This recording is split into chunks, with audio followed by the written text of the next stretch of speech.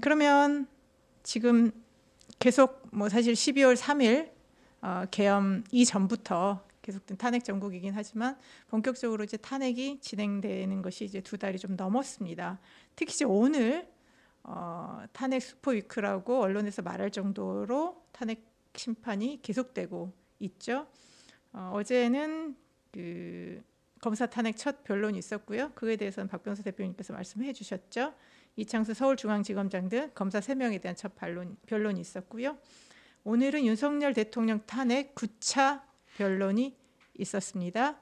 대통령이 불출석한 가운데 이제 양측이 서로 그간의 주장들을 정리하는 것이었는데요. 향후 일정과 관련해서 이따가 더 심도 있게 살펴보도록 하겠습니다.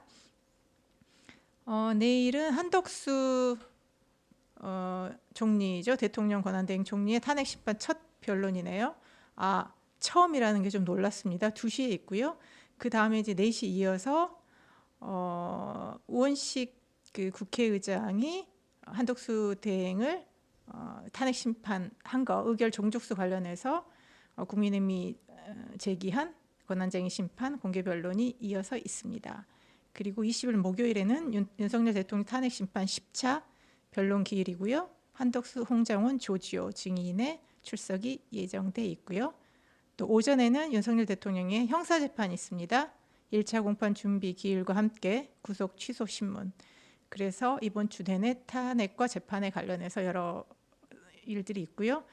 이재명 또 대표의 선거법 항소심 4차 또 2월 19일에 있습니다. 그래서 내일입니다, 바로. 바로 내일이네요. 그리고 뭐 21일 금요일인가요? 금요일에는 뭐 대장동 관련자들 재판에 또 이재명 대표를 증인으로 불렀다. 뭐 참석 여부는 불투명하지만 불참하지 않을까 싶습니다. 그리고 최상원 권한대행 권한쟁의 선고기일이 아직 미정입니다만 평일을 거쳐서 양측에 통지할 것이다. 그래서 지금 계속되는 이번 주에 탄핵 심판이 진행이 되고요. 시차는 있겠지만 또 각각의 결과들이 좀 나올 것 같습니다. 이 탄핵 심판, 이제 대통령 심판은 이따 따로 보겠습니다만 이 탄핵 심판들이 좀 어떻게 진행이 되고 어느 정도면 마무리 좀 될지 한번 좀 박 대표님께서 좀 짚어주시겠습니까? 일단 탄핵 슈퍼위크라고 그랬는데 검사 3명에 대한 탄핵 심판이 다음 주 월요일 기일로 해가지고 끝나요. 그 말은 그 다음 주, 이르면 그 다음 주 정도에, 즉 2월이 가기 전이라도 아마 제가 보기에는 뭐라 그러죠? 종국 결정이죠. 종국 결정이 날 가능성이 있어 보입니다. 이와 유사하게 최상목 권한쟁의도 아마 2월 안에 끝날 가능성이 매우 높아 보이고요.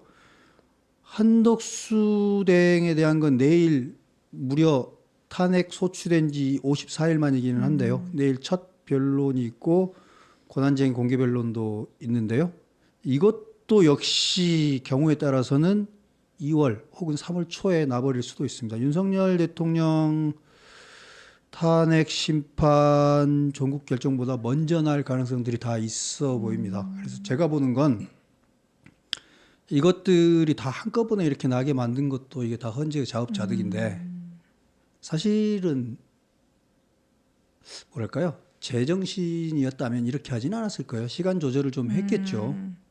혹은 뭐 너무 이렇게 급한 사정이 따로 없었다면 기일들을 좀 조절을 했을 거고 역량도 조절하고 분배했을 건데 그렇게 하지 못하다가 욕먹으니까 하고 욕먹으니까 하다가 지금 이렇게 한꺼번에 그냥 왕창 병목 현상이잖아요. 네네. 심판 병목 현상인데 오늘 윤석열 대통령 9차 기일에서도 문영배 권한대행이 이런 말을 합니다.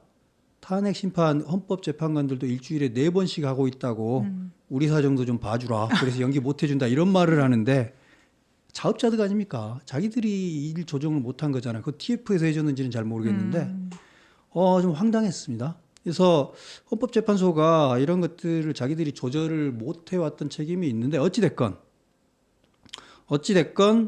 그 최상목 검찰 한대행 이 세 측에 대한 것들이 2월 말 3월 초에 결과가 나올 거고 결과는 뭐 여러분들이 예상하시는 거하고 똑같을 겁니다. 애초에 탄핵할 만한 사유가 아니었다고 말하는 게 중론이니까요. 여기에 대해서 어설픈 결정이 나오게 될 때는 아마 불 날 겁니다. 국민들의 마음에 불을 지를 거고 전문가들 참지 않을 겁니다. 뭐 이미 허영 교수가 이미 헌법재판소의 문제점을 지적한 바 있는데 그래서 헌법재판소 마음이 절대 편하지 않을 거예요. 그렇다고 해서 이거를 윤석열 대통령 탄핵 심판이 끝난 뒤로 미룬다는 것도 말이 안 되잖아요. 골치 아픈 상황에 봉착해 있다고 봅니다. 그러니까 이제 탄핵 심판이 정말 이렇게 말씀하신 것처럼 병목 현상까지 일으킬 만큼 이렇게 사건이 많이 몰릴 줄은 뭐 저는 생각도 못했겠죠. 그런데 그렇게 돼 버렸습니다. 그러면 좀 시간 조절을 하거나 이런 걸 했으면 좋았을 텐데 결과적으로 그렇게 되지 못했고요. 그런데 순서도 조절을 못했습니다. 그렇죠. 순서도 논리적인 순서가 있고 그 판결이 이 판결이 있으면 저 판결이 필요 없는 것들이 있잖아요. 그런 것들 분명히 배려할 수 있었는데 민주당을 배려했는지 국회의장을 배려했는지는 모르겠습니다만 그런 불필요한 배려들이 좀 들어간 순서 조절이 저는 있었다고 생각합니다. 물론 아니라고 부정하겠지만 네, 네. 이런 것들은 스스로 욕먹을 거리를 만들어 버렸고 지금 이 난맥을 스스로 꼬아버린 겁니다. 그러니까 이제 대통령의 탄핵 심판이 워낙 중요하다 보니까 그걸 제일 먼저 한다고는 했겠지만 한덕수 권한대행의 이번에 심판과 관련해서도 이 의결 정족수가 상당히 좀 심각하지 않습니까? 그렇죠. 선례가 없었기 때문에 국무총리의 의결 정족수에 해당하는 151석으로 국회가 통과시켰고 그 결정을 국회의장이 했습니다. 그랬을 때 과연 이 의결 정족수가 옳았냐 그렇지 않았냐의 결정이 저는 매우 중요하다고 생각을 하거든요. 그리고 그 결정을 내린 게 그렇게 어려운 결정은 아닐 겁니다. 법리적으로는. 근데 이제 마음을 먹을 수 있느냐의 문제는 있는데 헌재 입장에 빙의 가지고 생각을 해보자면 대통령 탄핵 심판도 하고 있는 마당에 이 국회의장 탄핵, 국회의장의 지위와 관계된 이런 판단까지 내려버리는 게 부담이었을 수는 있겠다는 생각도 잠깐 들기는 합니다만 근데 뭐 애초에 그런 거 눈치 볼 거였으면 헌법재판관 하면 안 되는 거죠. 원리 원칙대로 처음부터 해나가지 못한 거, 첫 단추를 잘못 꿰버린 거 저는 그 부분이 제일 큰 착오였다고 생각합니다. 그러니까 지금은 이제 너무 얽혀버려가지고 어떻게 할 수도 없는 상황이고요. 이 얽힌 실타래를 풀기보다는 뭐 단칼에 이렇게 쳐내서 그 모든 걸 해결하고 싶을 테지만 또 일이라는 게 그렇지 않을 뿐더러 뭐 한덕수 총리든 최상목 대행이든 그리고 마은영 헌법재판관 임명 관련해든 이게 하나하나 따지면 다 중요한 사안들인데 그렇죠. 이것들이 너무나 촉박하게 진행이 돼서 결론이 난다라고 하는 것이 헌법재판소 결론이라는 게 헌법에 대한 최종적인 결정이기 때문에 이 과정뿐만 아니라 결과가 어떠냐에 따라서 앞으로 미칠 영향이 크기 때문에 정말 시간은 얼마 안 남았지만 정말 좀 현명하게 판단을 했으면 좋겠습니다.